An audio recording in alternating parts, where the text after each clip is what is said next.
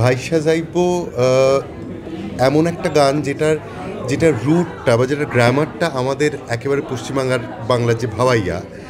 আর যেটা আমার মনে হয় যে ফিল্ম মিউজিকে আমরা যেহেতু মিউজিক ডিরেক্টরস, ফলে রামদার সঙ্গে সিঙ্কে থেকে আমাদেরকে যে রামদা এই এই একটা লিবার্টি দিল যে মিউজিক্যালি ছবিটাকে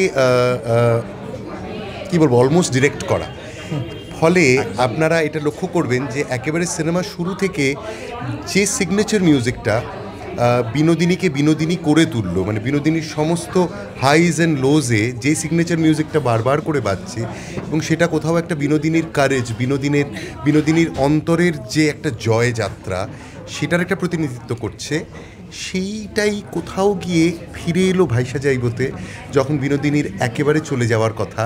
এবং সেই চলে যাওয়া ফিরে যাওয়ার মধ্যে বিনোদিনীর নিজের ব্যক্তিগত হয়তো কিছু অভিমান আছে, কিন্তু তার জীবনটা যে একটা এত বড় ইন্সপিরেশন হয়ে রইল আমাদের কাছে, শুধুমাত্র মঞ্চে আবদ্ধ হয়ে রইল না, শুধুমাত্র পশ্চিমবঙ্গ বা বাংলা থিয়েটারে আবদ্ধ হয়ে রইল না।